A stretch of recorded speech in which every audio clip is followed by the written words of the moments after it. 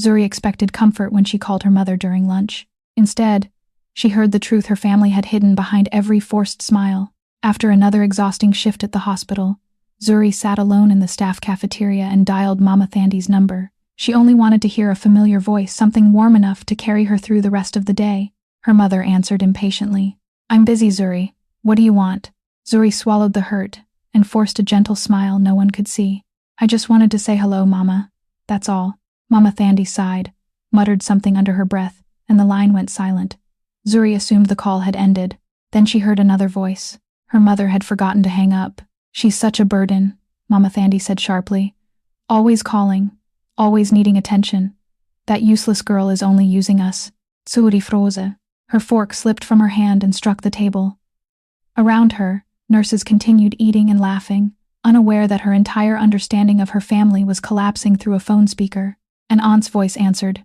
"Why don't you tell her how you feel?"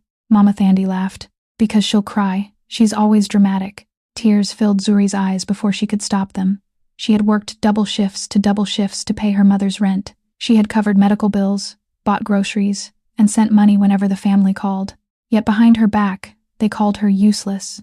Zuri pressed the phone against her ear and listened until the pain became unbearable. Then another sentence came through the speaker, one that made her stop breathing. "She still doesn't know she isn't really ours." Zuri slowly lowered the phone. The insults had broken her heart, but that final confession was about to destroy everything she believed about her name, her family, and the powerful man whose blood was actually running through her veins. Finally, with a shaking voice, she whispered into the phone, even though they couldn't hear her. "Okay, I see." It was the quietest sentence of her life, and the moment her heart finally broke. Zuri's childhood wasn't really a childhood. It was work. It was responsibility. It was growing up before she ever had the chance to be young. She remembers being just 15, sitting at the small wooden table in their tiny living room, sorting through bills she didn't understand at first. Water, electricity, rent. Her mother would push the envelopes toward her and say, "Zuri, handle this. My head is tired." And because she always wanted to help, she did. She taught herself how to budget, how to call companies, how to ask for extensions, even though her voice shook every time. While other girls her age were choosing outfits for school trips, Zuri was choosing which bill to pay so they wouldn't get kicked out. She remembers skipping class picnics because there was no money. She remembers the school play she wanted to join, but couldn't because the costume fee was too much. She remembers wearing the same faded shoes for 3 years while pretending she didn't care. But she cared. She cared deeply. Meanwhile, her younger brother Cairo lived like he was the sun and everyone else revolved around him. He got new sneakers every school term, the best birthday parties, the newest phone, even when money was tight. If Cairo wanted something, it magically appeared. If Zuri needed anything, the answer was always the same. "We don't have money. Why can't you be less demanding? Your brother needs it more." Zuri learned to shrink herself without anyone telling her to. She learned to say, "It's okay," even when it wasn't. She learned to carry the weight so everyone else could relax. There were nights she cried quietly into her pillow, wondering why love felt one-sided in her own home. Why she was treated like the adult while the real adults acted like children. Why she was expected to give everything but received so little. She told herself it was normal. Every family had struggles, but deep down, she felt a small, painful truth growing inside her. She wasn't the favorite. She wasn't even seen. She was the worker, fixer, the one who held everything together. Years later, when she became a nurse and worked long shifts to support them, she realized something heartbreaking. Her family didn't appreciate her sacrifices. They expected them. They believed they were owed. And that realization hurt more than any insult she would hear later. Zuri spent the whole week planning for her nephew's birthday. Even after long night shifts at the hospital, she made time to shop for him. She picked out a bright blue bicycle, a soccer ball, and a small cake topper because he loved superheroes. She wrapped everything neatly, hoping, maybe foolishly, that this time her family would appreciate her effort. When she arrived at her mother's house, the place was already loud with music, kids running around, aunties gossiping. Zuri walked in with her gifts, smiling, trying to bring good energy. Her nephew ran to her, eyes shining at the bicycle. And for a moment, Zuri felt warmth. At least the kids always loved her. But that moment didn't last long. As she placed the gifts on the table, she heard her mother's voice behind her. Low, sharp, the kind meant to be secret but just loud enough to hurt. "Zuri should have brought more," Mama Thandi whispered to an aunt. "Other people brought better things." She makes good money. Why does she act so small? The aunt clicked her tongue. That girl is always stingy. Zuri stood there frozen for a second, her smile fading slowly. The words hit her like a slap, unexpected but familiar. She pretended she didn't hear anything, forcing her lips back into a smile, even though her chest felt crushed. She walked outside to breathe, watching other guests laugh and take pictures. Everyone looked happy, but Zuri felt like she didn't belong. She had spent her hard-earned money on those gifts, money she could have used for herself.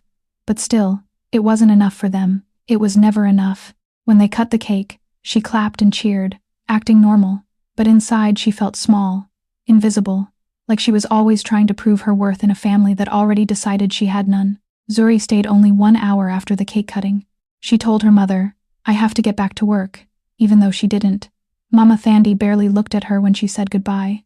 Outside, as she walked to her car, her eyes stung. She wiped her tears before they fell. She hated crying in public. She sat in the driver's seat, quiet, hands on the wheel, heart heavy. It hit her then. No matter how much she gave, they would always find a way to make her feel small. And that birthday party wasn't a celebration for her. It was a reminder. In her family, love was something she had to earn and still never received. After years of double shifts, missed holidays, and quiet tears cried in hospital bathrooms, Zuri finally bought something for herself. A stunning $950,000 home in Mombasa. It had tall windows, a peaceful garden, and a balcony where she could watch the ocean. For the first time in her life, she felt like she had built something that was hers. She thought her family would be proud. She thought her mother might say, "Well done, my daughter." But instead, the first thing Mama Thandi said when she walked through the door was, "This house is too big for you. Why don't you give it to your brother? A boy needs space."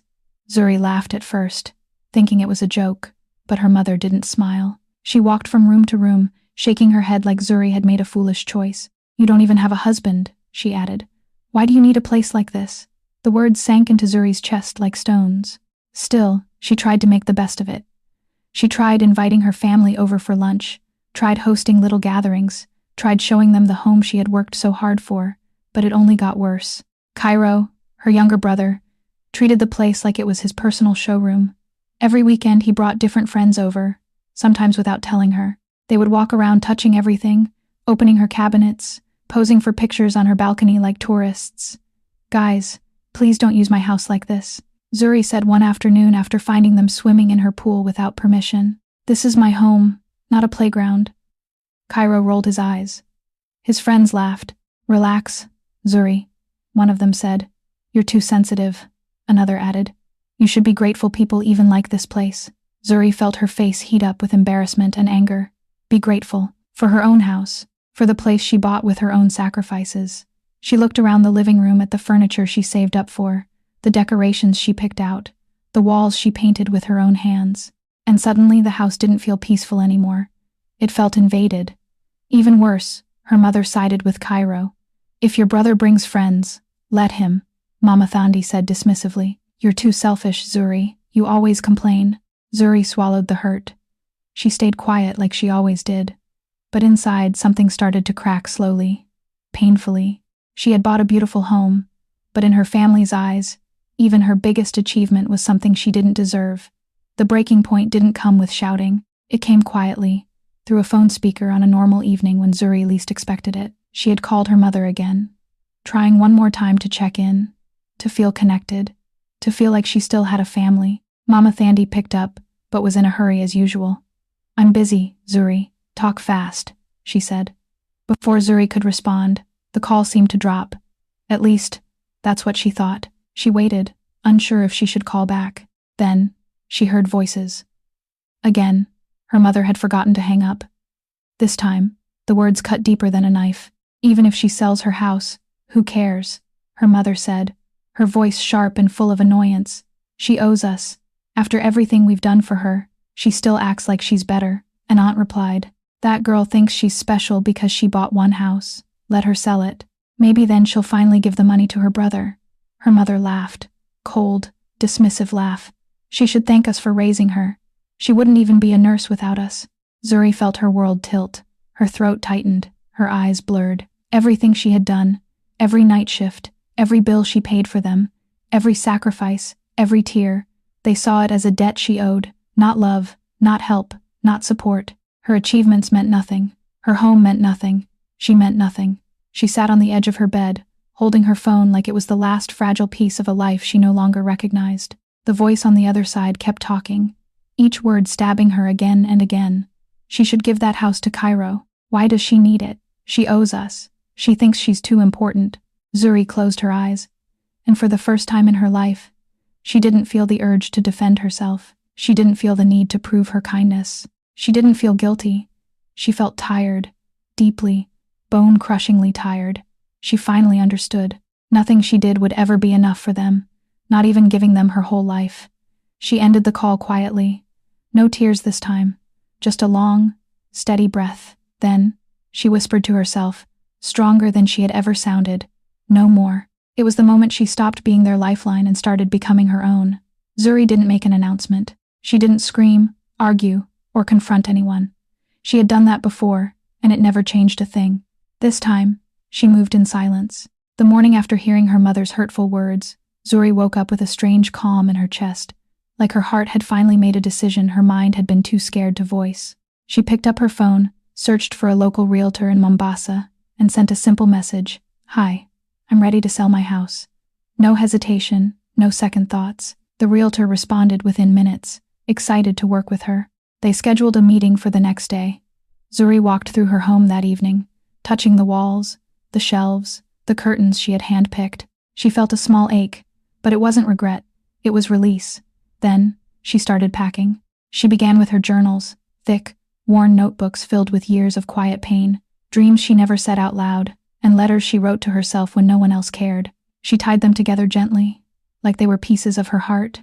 Next, she packed her books, her clothes, the mug she loved, the soft blanket she bought to comfort herself after exhausting shifts. She left the photos for last, family pictures, memories she once believed were warm. She held each one, staring at the smiles that now felt like lies. Some she kept, some she let go. Every night after work, she packed more. Every morning, she stayed silent. She didn't tell her mother. She didn't tell Cairo. She didn't tell anyone. This was her escape, and she protected it like her life depended on it, because in a way, it did. When the realtor listed the house, Zuri expected it to take weeks, maybe months, but on day 11 she received the call. "We have a buyer," the realtor said. "A full cash offer, $950,000. Zuri sat down slowly. Her hands trembled, not with fear but with disbelief. This house, which had brought her so much pain and judgment, was now her way out. Her freedom. She signed the documents quietly, without celebration. No champagne, no family dinner, no one to say, "Congratulations." She didn't need any of that anymore. As she sealed the final boxes, she whispered to herself, "You're almost free, Zuri."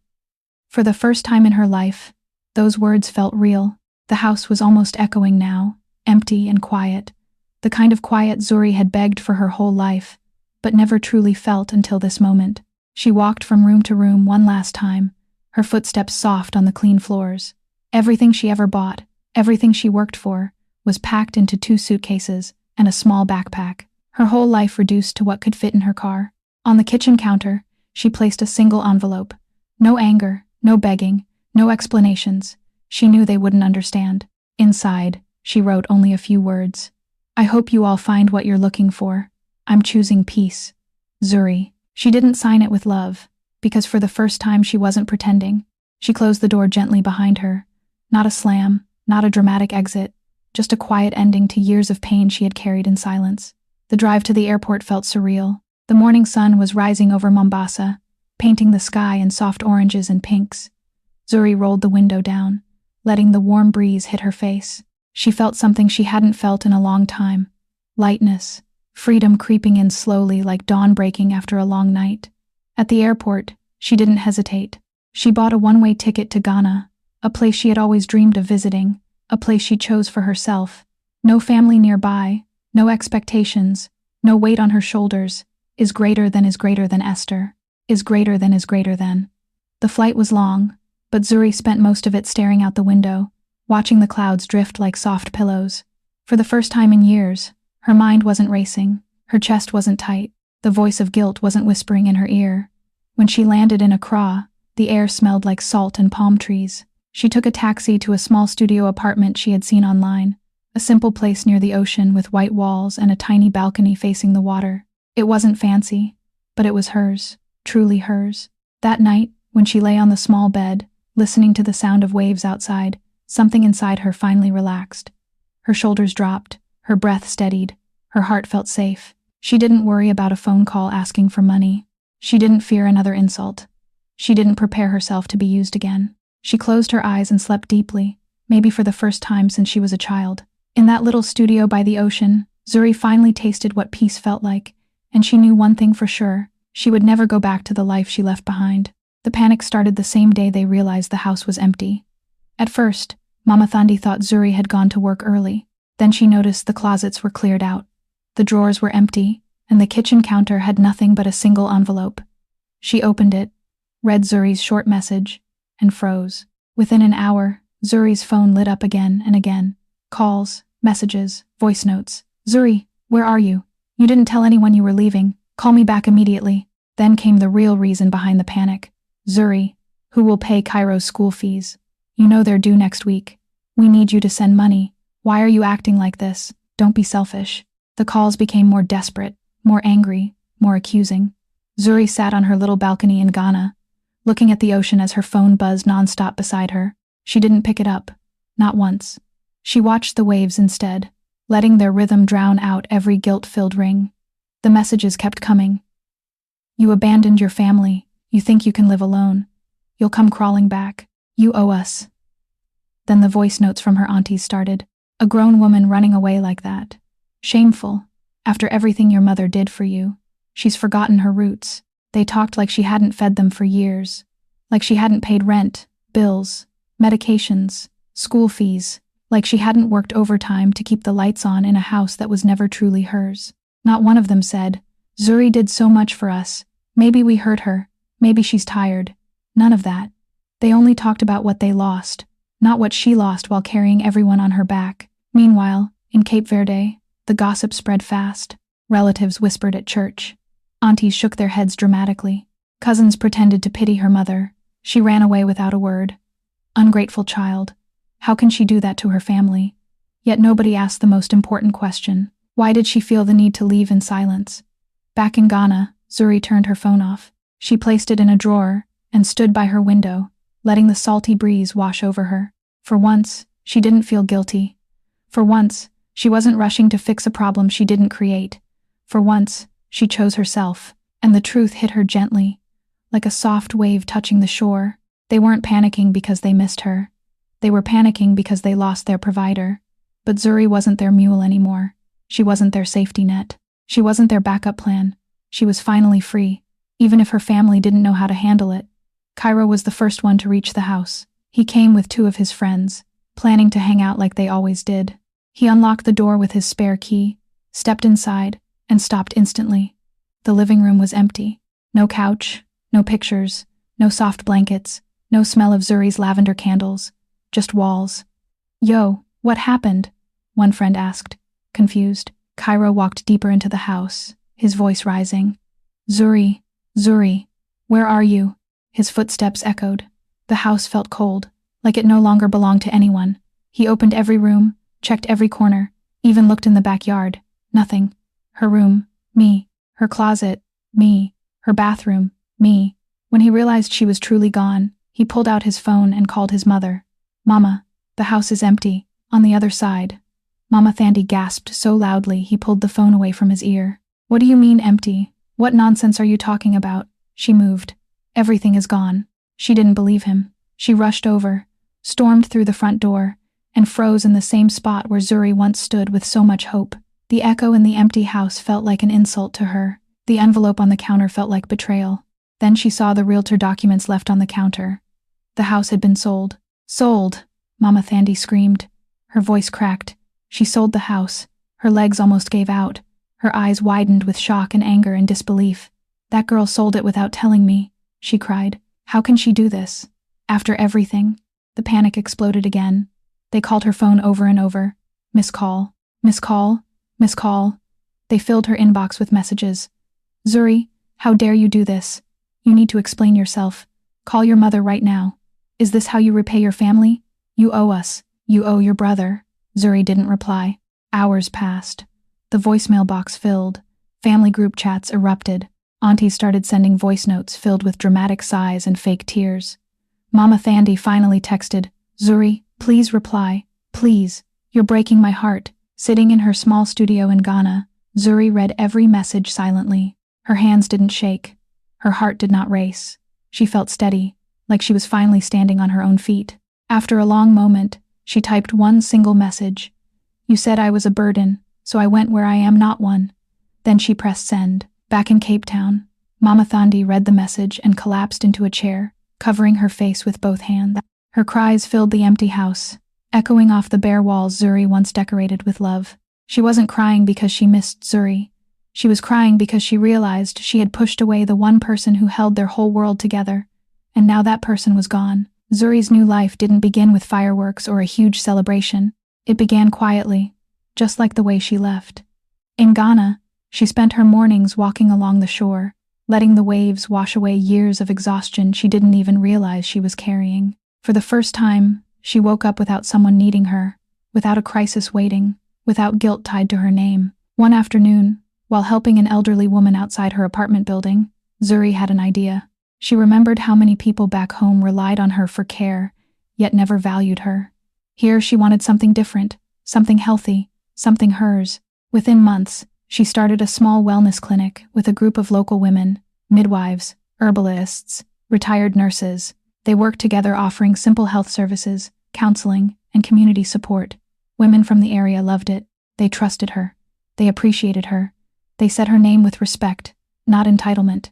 For the first time in her life, Zuri wasn't the helper. Zuri was no longer the daughter who carried everyone else's burdens in silence. She had become a leader, a healer, and a woman rebuilding herself from the inside out. One evening, she sat on her balcony listening to the ocean and opened an anonymous forum. She did not expect attention. She only needed somewhere to place the truth she had carried for too long.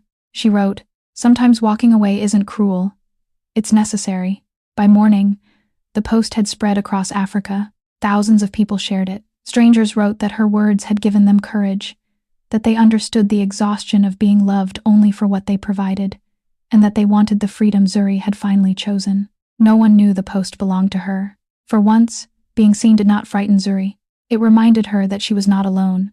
Days later, a message arrived from Mama Thandi. "Please come home. We didn't mean it. Families argue. You should never have left." Zuri read the words slowly. She felt no rage and no desire to defend herself, only clarity. She typed one final response. "I'm not returning to a place where love felt like duty." There was nothing more to explain. Zuri placed the phone beside her and looked toward the calm blue water. She had spent years carrying her family's expenses, expectations, and lies while believing sacrifice was the price of belonging. Now she understood that love should never require a person to disappear. For the first time in her life, Zuri was carrying no one else. She was finally carrying herself, and she was enough.